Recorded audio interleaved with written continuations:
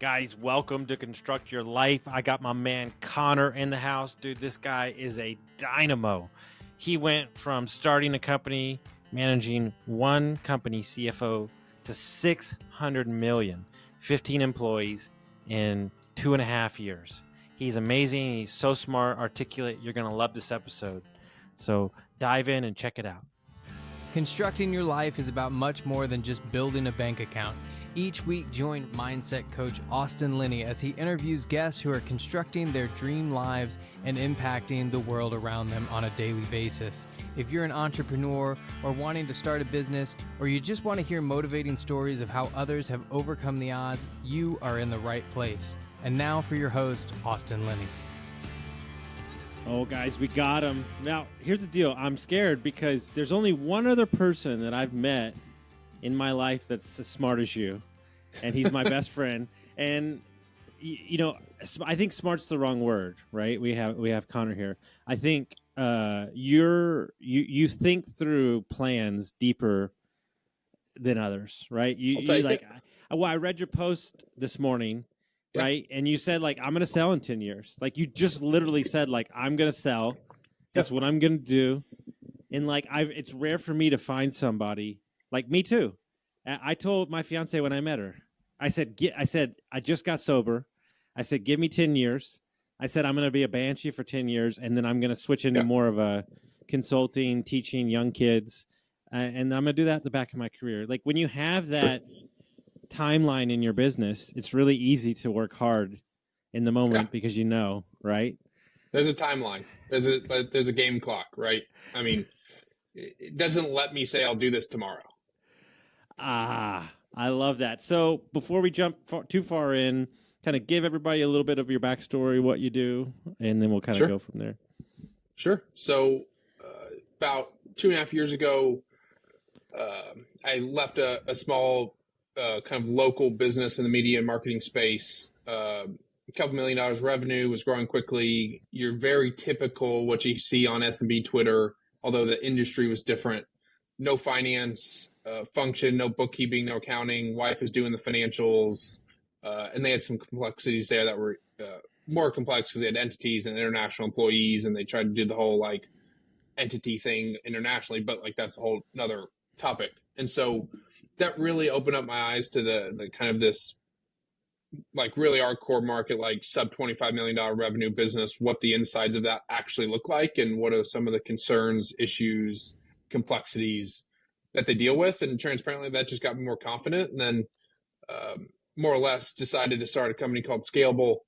So now we do kind of fractional CFO, bookkeeping, controller, FP&A services. We'd like to move into some other tax, and then moving more into kind of the product space for that market also. But really right now it's like I said, core market, sub 25 million, trying to provide high quality fractional CFO, bookkeeping, FP&A controller services, just depending on what the need are. And like the very simple answer is like the owners need more insight, someone who's kind of seen lots of different businesses, sometimes in the same industries, sometimes in different industries, and just help them be able to like run and operate their business effectively and know what's going on and know what the next steps are, and try and be able to do that without having to go hire someone full time. And like we kind of we want to scale with people until they get to the point where they need to go hire someone full time, and that's a success story for us, right? So that's kind of the very simplified version. And transparently, I've loved it. And we've got a team of about 15 people now. And all of our audience comes from Twitter and referral business. And as you kind of alluded to in my post, it's social first, right? Like I'm never going to promise this, but the goal is to never have to run ads or PPC or anything, and just go, hey, if I put out good content that's helpful to people, it should feed the back engine of the business and allow us to grow in the right way. And there's some other benefits to that, but that's kind of the very simple version of what we're doing, what we're working on, and where we like to go. How long ago did you start the business? So it would have been November of 2021. Actually, someone that you know from Twitter, Stephen Ullman, he's big on trying to get people to quit their W-2 and go work for themselves. So he called me one Friday afternoon and said, "Hey, you already have one fractional CFO client that wasn't even structured around, like I wouldn't even call it a fractional CFO at the time. Just helping small businesses with the financials as far as I had gotten." And he said, "Hey, how much do you need to make for you to quit your job and do this full time?" And he's like, "I'll pay you that number, but you have to quit your job. Otherwise I'm not hiring you." And luckily we've had a 2 or 3 year relationship, and we've got good rapport and some trust there. And so I was like, okay, well, that's compelling. Like that seems like a window to go do this thing. And so that was November of 2021, and then ended up doing it, and just kind of been building ever since. And as we sit today, how much, revenue do you manage so people can see the scale of your company? Yeah. So we're managed just on the advisory side, CFO, probably about 600 million in revenue. Probably about 75 clients across the board. And like I said, they're all like, if you take out 2 or 3 clients, the average of those really sits between that 5 and 25 million in revenue. Okay. That's where 90% of those clients, that we just happen to have 2, I think it's 3 that are like north of 50 million that kind of skew that. But like, it's very much we see a lot. For perspective, that's probably about 575 million of spend. And so it's like, we like to say it's basically $100 million a month that we're overseeing going in and out of businesses. And so I wanted everybody to get the picture of the scale. I'm actually in the process of, over the next year or two, teaching myself this aspect of the business, because it's not an area that I deem myself skilled in. And I think when I'm doing with the business that you're unaware of, that we're building right now on the side, I need to be versed in kind of understanding this framework. So I'm learning. But I think what's interesting, right, is the no ads, you went from 0 to managing 600 million is a lot, and obviously it's not. We just throw it off like it's easy. But my question to you is very simple. Like, who did you have to become as a person from 10 million to just say, let's start at 50 million? Yep. Who did you have to become in that time frame? Yeah. Yeah. I mean, really simple, right? It's, you had to learn to figure it out, right? And this most simple way of kind of describing what that actually feels like is, I was going and pitching CFO services to customers and clients that liked me as a person and was willing to bet on me to figure it out. Like at that 10 to 50, 60, probably even upwards of 100, it was like, transparently, I didn't tell people I had this big, long, fancy track record. I was trying to be honest with people and say, hey, look, my job is to go figure it out for you. And that became very much a skill for us. And then really about 100 million is when I hired my first team member.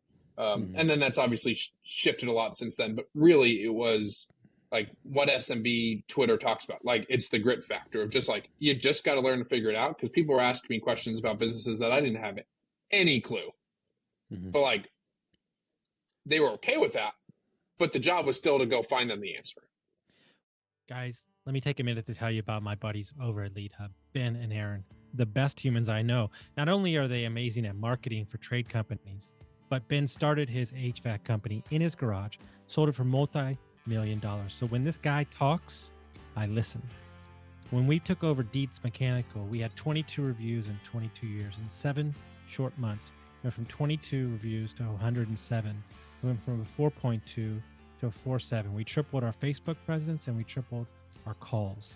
If you're an HVAC, plumbing, electric, landscaping company, and you're looking for a no BS approach to marketing, you're looking for people who have done it before, you got to go to leadhub.net. What's interesting, right? And I think what people don't get is we've got an investor in our business now, and that's a long story on its own for a separate podcast. But he's told me from day one, he's a very successful man. He said, I'm not invested in, I get the business. I sold my business for millions, and I understand the HVAC space. But let it be known, I'm investing in you because I believe in you. And when I learned that as an entrepreneur and a business owner, then I was more focused on making sure that I was stuck to my values, my core beliefs, and the business becomes, I'm not saying easy, but it's more of a manageable metric in the business when you know that you're but it's also a lot of responsibility too. Sure. Yeah, no, I mean, they were like, I'm a early riser. And so there were days where I had to wake up even earlier. And there were days I had to stay up even later. And like, transparently, it was like the old Gary V got me through some of it, of like the embrace the suck. Like, it does suck some days, but like, you signed up for it, so don't complain about it. Like, I tell my team all the time, like, you said you wanted to eat, you better be hungry. Yeah, like, I wanted to go do this. I wanted to jump off the cliff and go run my own business. Like, no one in history said it was easy, so don't expect it to be easy for me. So you start bringing on team members. You know, yep. I don't know if when you were a young kid, you were dreaming about, you saw yourself as a leader of people. You know, where did you take your learnings, and kind of what's your philosophy when it comes to like leading a team? Yeah, it's a good question, and definitely one that, like, first employee would have been summer of 22, right? So I've had team members for 21 months, give or take, right? So still trying to figure all that out. The very simple version of it is high trust, kind of the give trust first, right? Let them fail. Say, hey, look, we can replace clients. I can't replace good team members. That's much harder. And then really, like, one thing that we've done really uniquely, and going back to that post where we're talking about products and services and down the road, of like, I genuinely hope that kind of our first 10, 15, 25 hires, like, we partner with in some form or fashion on a business, or whether it be an acquisition, whether it be something we start internally, and just kind of give them the free reign of, like, one thing that I did include in my post is, like, I hope to, like, the exact numbers, like, I hope I own less than 75% of the entire business by the time I sell it. Like, that's it, like a real goal for me. I want real partners that have real skin in the game and that can earn transparently, like, millions of dollars when we do go exit the business. And so the very simple version of it is, like, high trust, make people feel like they're real partners in the business, give them real autonomy. Like, someone came to me the other day and asked for budget and said, hey, I think we need to go hire one more person. And it's like, you know what? Let's do it. Right. Like, we've got the money to do it. We're in a good business, and like, he's got a reason to think that he needs more help. So it's like, okay, let's trust him on that. And give him the autonomy to do that. And I think really the one thing that I love, probably the biggest aspect of it, is like, a majority of our team on the CFO side are like really good thinkers relative to like finance backgrounds, right? Like, two of our team members that own their own engagements and probably have our best like client relationships came from, like, one was engineering and one was data, like no finance background. And they've like just been able to crush it. Now you have to layer in some finance on top of them, and it's been a progression, but like, really it's finding people that want to get into the weeds, that want to do the work. Because I've also told people, like, the SMB finance world of like this 5 to 25, they don't need sophisticated. They need a partner. Yeah. Well, I mean, you know, where I think we've lost a lot, and I've had this conversation multiple times, and I've had this conversation with Chris from System 6. I've had it with you. I've had it with other carrier who we use for a lot of our vendors. We're in business together, boys and girls. Yep. This is not a I tell you what to do kind of business. This is I got 70 irons in the fire, and the more I got to focus on what you're doing is the less I can focus on what I need to do. And so I told Carrier, I said, we order a product and it shows up. You give us the best price you got at that day, and we'll continue to feed you. Like, Chris is System 6. You do our books, and if you fuck up, then we're going to tell you that you fucked up, and you have an obligation to fix it. And instead of being a dictator and saying, oh, this is the way you're going to do it, you're not going to get anywhere. Yeah. It's like, if I value my team members, and they need to like show that I value them.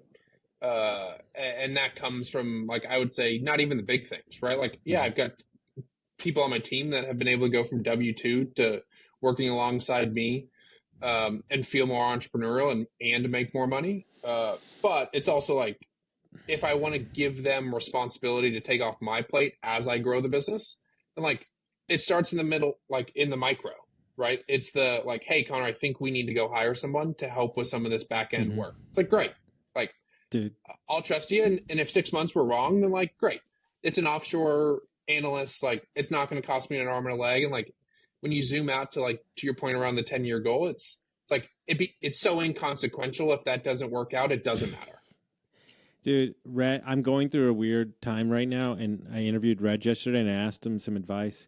So I handed over CEO reins about 6 weeks ago, right? It was a 2-month process where we gave it up. And now my whole days are spent with kissing babies, more acquisitions, working about the second location, negotiating contracts is kind of my specialty. And I'm busier. I have multiple businesses. I'm busier than I've ever been, but I don't feel like I'm doing anything anymore. Yeah. Because I built my whole life on work, right? And he said, what you have to understand when you get to the scale that you're talking about is that there's 1,000 decisions made every month. And you have to make about 5 decisions a year. And those 5 decisions are greater than those 1,000 decisions. Yeah. And I was like, wow, like I didn't like put the because it's just easy to me, like what I do and like, you know, and that's the thing that me and Conrad joke about, my business partner, is that we wanted a lifestyle business, but now that we have it, we feel like we're not doing anything. Yeah.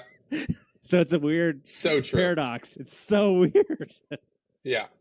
No, I'm still in the weeds, but there's days where I'm like, I'll have a 8-hour stretch or a full day with like no meetings, and I know my team does, and it's just kind of like, I feel like I should be somewhere, but like I can't come up with a place to be. Dude, I told him yesterday, he's in the Caribbean right now on a family trip, and I was like, I think we might have to start a little business where we don't care about making money, but it's like something that we just do on the side because, you know, entrepreneurs need to eat, right? It's such a weird, I mean, you have a kid, so you guys, your hands full. Yeah. But yeah, no, it is the farther you get out, because I mean, there are not a lot of meetings that I have to be in anymore.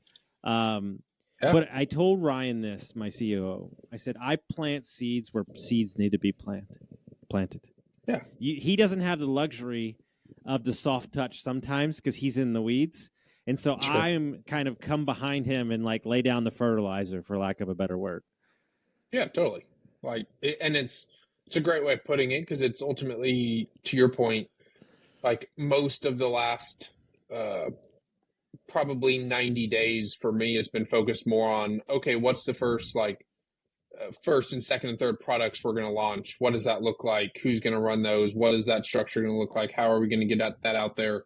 And how to get some early customers and those sorts of things, versus like, where's this deliverable for this advisory client, right? Yeah. And it's ultimately, to your point, it's going to be 90 days. I work with Thomas, who's on my team, and he'll start to go do the work and the groundwork on them.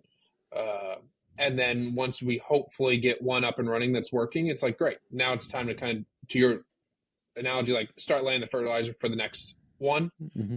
And that'll start to come to fruition 90, 180 days later. Yeah. I love it. All right. So we're going to unpack some finance stuff for businesses. Yeah. And I'm going to go ahead and say it for you, so you don't have to say it for yourself. If you don't have clean books, don't hire a CFO. Correct. How many times did you say that? Yeah. And that comes from starting the advisory business first and going, yeah, we can help with that. And then realizing very quickly that there's a whole nother problem there. And it's just like, hey man, like I don't know what to tell you, but I can't help you anymore. Mm-hmm. Like it's probably the thing that we now default to the most, is because like on the advisory side, very early on in the first year, we would say to people like, yeah, like here's kind of what we can do for you, right? Like here's the process, here's the timeline, here's expectations, all the things, prepare a scope, great. But we'd never ask to like actually see the books. It's just like, oh, you're an HVAC company doing $7 million of revenue. We've worked with 8 of those. Like there's no way that I can't help you. Like I just know it well enough. And then you start getting to the point where it's like, well, wait, hold on. You haven't done books in 6 months? Or like your balance sheet showing that you have $7 million of cash and you only have $82,000 in the bank account? Like yeah, like, and so like now we've got a much more thorough ongoing process to like, I have to see your books beforehand. Otherwise I will not sign with you. My team will not work with you. Now bookkeeping's a little bit different because it's obviously we're getting hired to then clean that stuff up. But like on the advisory side, like I want to see financials. I want to see how messy it is because it's like, now I'll just pass you to our bookkeeping team for a month or 2 months or however long it takes before I even do any advisory work. And it's like, it took some maturity to get to that point to say, hey, I know that you want to pay me, but like, I don't feel right now taking your money because like, I can't help. Like you're ending up paying triple for CFO work when you really just need bookkeeping work. And like, that just seems wrong. It's an odd thing, right? Because I'm all about building towards the future. That's all the way I look. I'm 3-5 years ahead of everybody. But what we found when we reshifted and been through what we've been through the last 16 months, whatever, 15 months, is that a lot of the stuff, if you just keep it simple, you don't really need it until you get about 10 million. Until you get about 10 million, you don't really need it. Like at 10 million, we'll hire an HR department. Like when we have 3 locations, we'll have an HR department. But there is something to be said as a business owner to see inside of each facet of the business. So when you do hire that person, you can kind of give them the right compass, for lack of a better word. Totally. Yeah. It's like we see, even for us, we see people's, I mean, it's why I preach about it on Twitter so much, right? It's people see the CFO role differently based on who you are and what your context is. Mm-hmm. And so it's why, like, it's why I think we have much better understanding from day one of what we can do for someone that reaches out because we're social first, because they've read the posts and the tweets and how I engage with people, and maybe even DM me sometimes or ask questions publicly or whatever. And so they have some context to that already. And ultimately it's like, we have some clients that just want to call us when they want to call us and put a more traditional retainer, and some people, they want us in the weeds. And it's like, great. Like there are different types of CFOs and those are all okay. But to your point, it's like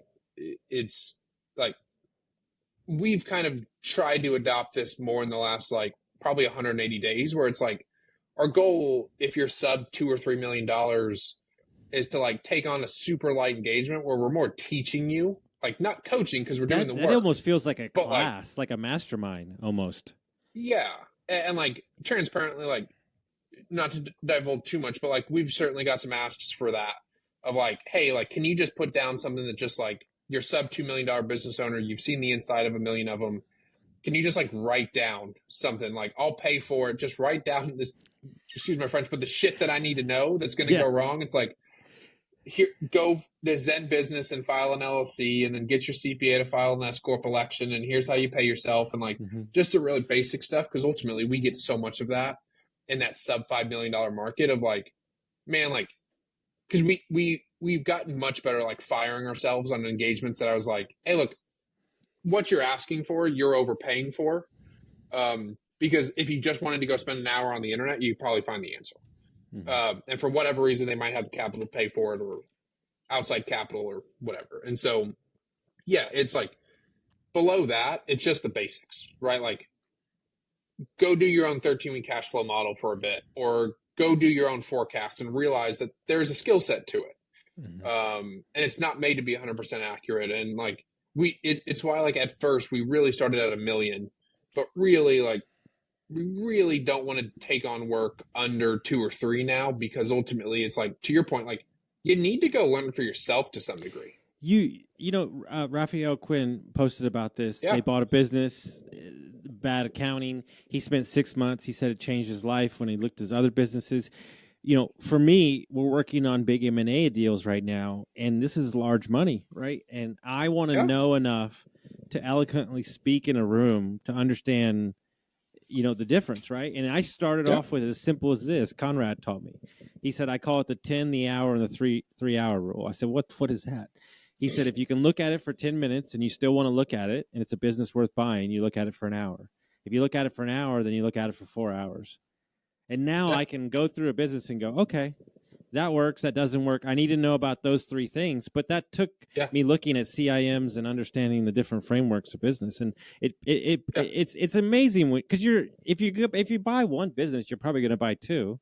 So the more that you know, you're going to be more inclined. You know what's crazy? What I would buy now and what I would have bought before we bought the first business, not even close. I won't even buy it. We're going to go build greenfield and organic because I don't trust what the quality that's out there. Yeah, like doing our own, because I would like to acquire. We're not going to force it, but we'd like to acquire. And there's 2 or 3 firms out there that we've talked to that like I think are so far and away better than the others that like everything else I look at, I'm like, man, I'm okay waiting 2 years. And I know Twitter's like, go do it tomorrow. It's like, but the benefit is like I have a cash flowing business that allows me to wait and be patient. That like I don't need to do it tomorrow. I can still service the demand. There's just something in those assets that allow me to feel like if I go buy those, I'm taking a leap ahead versus just buying revenue and income. And well, because it's a hollow grasp, right? I think the bigger issue is that I realize that the more that you remove your own ego and your own personal needs from the business, the better the business runs. And it took me a long time to learn that. Yeah, like as entrepreneurs, we want to say that we're the most important, but our businesses become the most valuable when we're the least important. Oh, dude, that's what Reg said yesterday. 99% of the things that I do for the business, not a single employee in the business sees. Yeah. They don't see it for 3 years, and they go, "Oh, why were we so successful?" Well, Austin's been, out there for 3 years pumping it, and now when I show up to work, they call me part-timer, and I love it. I think it's so great. I'm like, you literally have no idea what we're talking about or what's building. But I found peace in my own in building up my own self. Meaning, am I healed? Do I feel healthy? Like that's kind of the game now, and for me, you just were blessed with it. For me, it's kids very soon, and I'm going to do everything necessary to put the business in a position where I have options as an owner to spend time with my kid when I want to. Yeah, it is shocking how quickly that has changed for me in the last 4 weeks. Like he'll be 4 weeks. He was 4 weeks old yesterday, and he'll be a month on Sunday, and it is now all of a sudden I like to work, right? Like I genuinely do. But like I also, to your point, want the flexibility between 6 and 9 p.m. to hang out with my wife and my kid and just like sit on the couch and hold him while he falls asleep, right? Like 6 months ago, it was like, yeah, like I'll just work and grind through it. Now it's like, okay, like for us, that shows itself through like our margin's going to go down a little bit. But like I just value being a good father and husband more than an extra 4 percentage points of margin. Like I'll make that trade all day.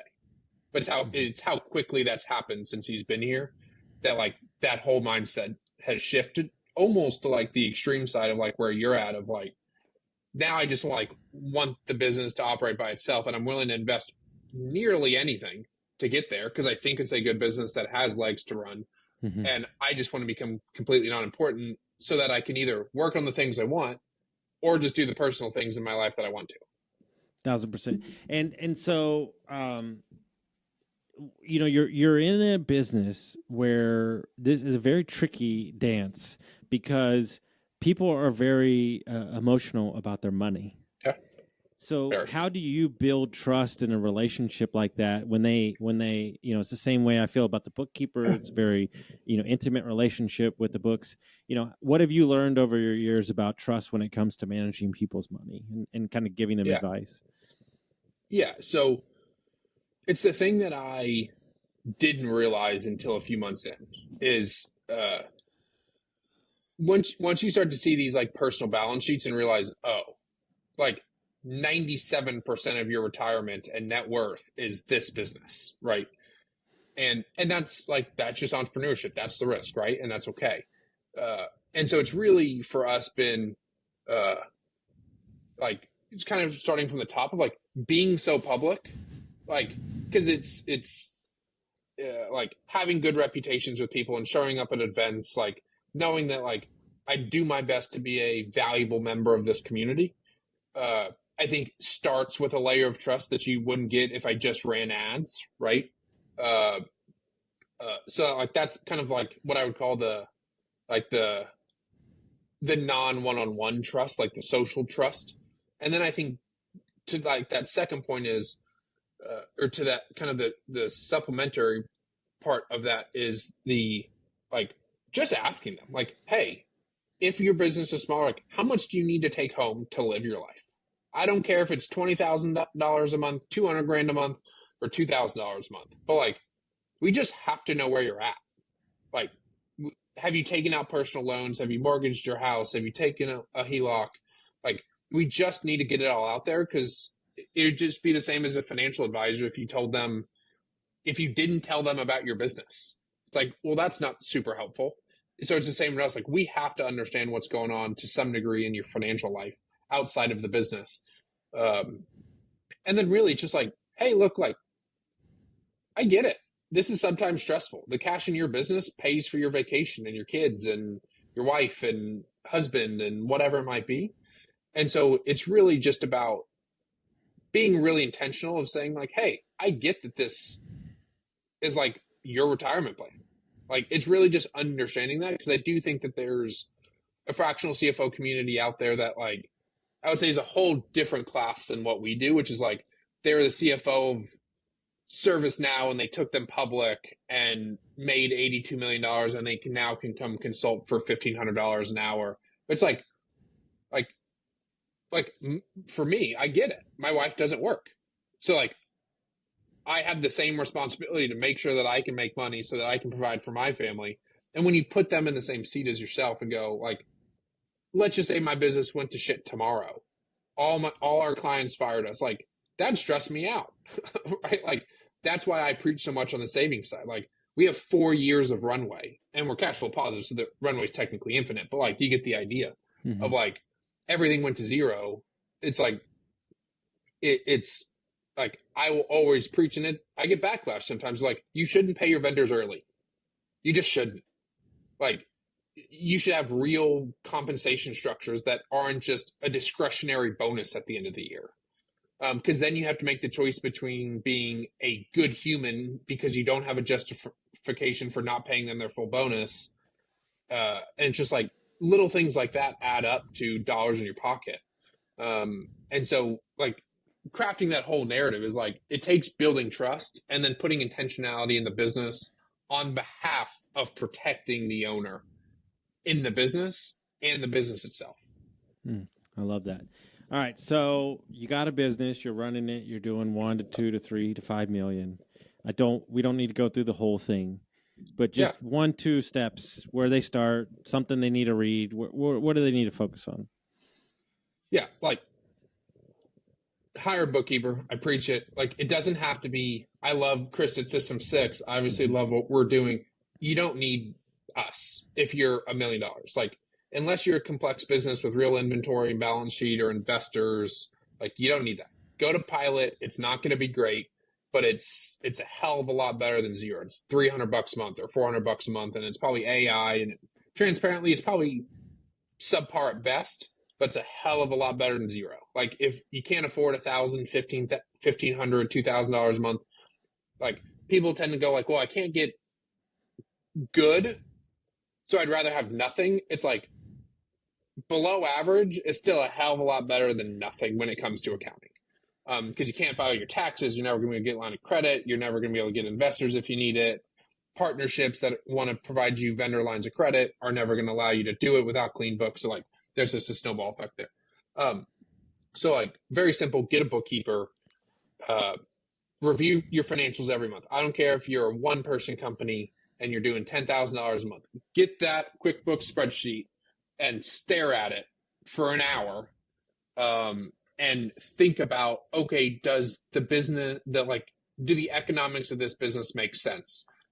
Is my gross margin anywhere between 30 and 80%? Sub 30, you're going to struggle unless you're a commodity type business, which is high volume, which you probably wouldn't go into that business if you didn't know that already. So you want to sit 30 to 80% gross margins.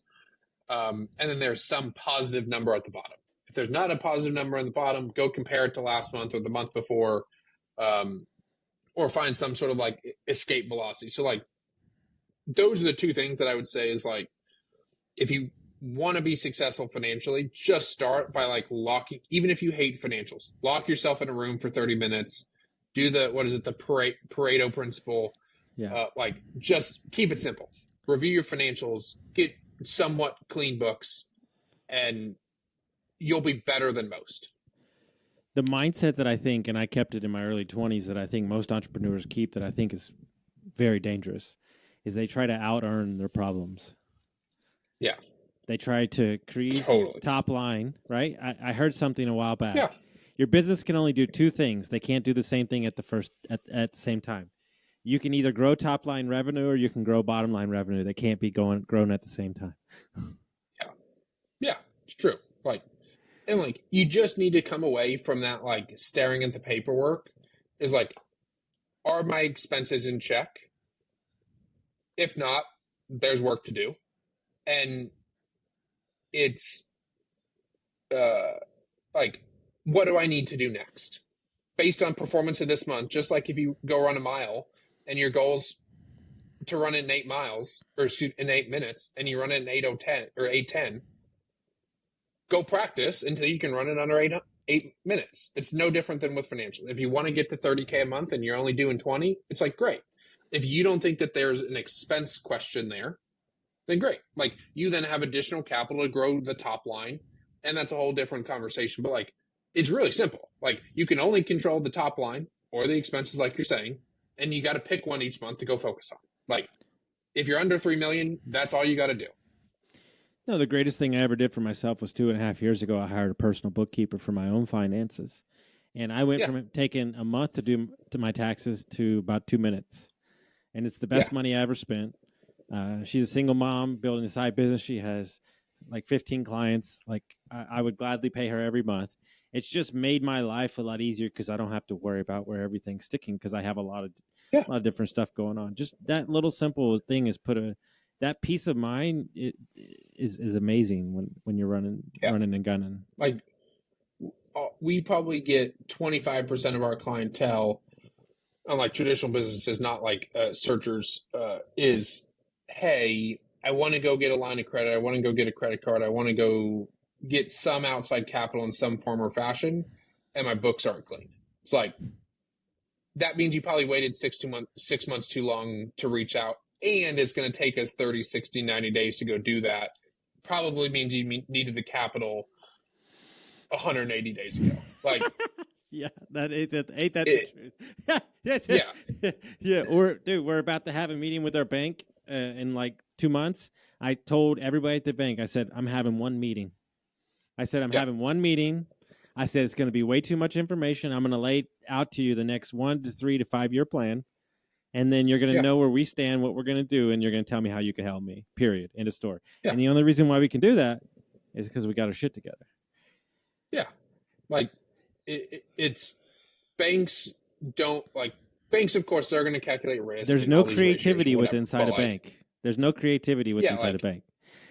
If you can show clean books and that you make money and have a real business, you can find someone to give you the capital that you need in 1,000%. Some form or fashion. And more importantly, get it before you need it. Yeah. That to me is kind of we've seen this so many times. When you need the money. I'll use me as an example, right? This is a lesson for everybody. I could have asked money in January when it was slow season. But right now we have 4 million, 5 million worth of projects that started in April 1st. We're going to ask for money July 1st when we have 4 great months. He told me too. 4 great months of the P&L looks like it's like gangster because we're billing out huge clients. And he goes, ask me then. Don't ask me in January. Yeah. Yeah. Ask for when you don't need it. That's banks make their business based on lending to businesses in peak season, businesses at the top of the cycle. That's how businesses make their loans. At the top of the cycle, you won't get your banker to return your phone call. Get it when you don't need it. I would much rather you take an extra $1 million. Get it when you start seeing the emails. Yeah. Yeah, like go put it in treasuries. I don't care. Go get your working capital and start to funnel it through your business, your line of credit, HELOC, whatever it is. Like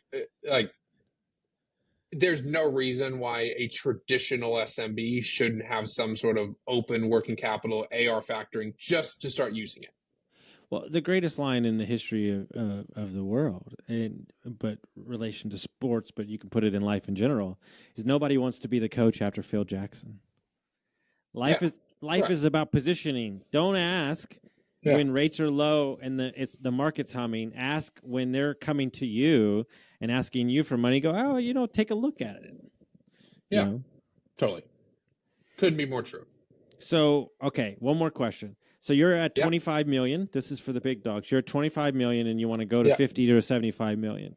What money mindset do you have to adopt to take it to the next level? Yeah, I would say number one is like, what's the game plan, right? So we meet a decent amount of owners that are north of 25. They go, hey, Connor, I'm good. My goal is capital preservation. Just don't want to run out of money. I want to keep making my $2 million a year take home when I pay myself a distribution of $1.5 million in January. It's like, great. So then it's have clean books, have a good process, keep way more cash in the bank than you need. Like basically just the goal at that point is like never ever die. Cost containment, those sorts of things. Now, if you're starting it to that 20 to 50 million range and you go, hey, Connor, I'm trying to go build a $300 million behemoth. It's like, great. Go start building out a full finance function, because I would say that that's ultimately where you're going to start to see the most fraud. Number one, that probably 10 to 30 is probably the most prevalent, because it's people can steal enough for it to be worth it, and it's small enough to where a business won't notice it. It's the perfect spot, and you usually don't have enough of a finance function to stop it. And so north of that size, like you should be working with, if the owner is not financially savvy, and I would say even if he is, he or she is, you should be working with someone that is a financial professional. That doesn't need to be fractional CFO. It can be your buddy who's serious about helping people. It can be someone on Twitter. It could be someone who sold a bit. Like you just need someone who can start to kind of coach and guide the financial side of your business. You should probably at least have one or two internal finance people, one more senior, one more junior, like a bookkeeper and controller, bookkeeper and senior accountant, CFO, VP of finance, and a bookkeeper, something like that. You should really have at least two people at that size. And you might supplement that, like you might want to get a senior or controller and a CFO and then outsource the bookkeeping, or internal bookkeeping and outsource the CFO, whatever. But you really need at least probably two or three people in your business of that size to manage that. Because ultimately it's like, look, if you really are going to believe that you can turn into the behemoth, like having that CFO, having that VP of finance is going to be so crucial to that, because then you start getting into cash conversion cycles and managing a balance sheet, which I would say 99% of people can't do because it's not as clear and understanding as a P&L.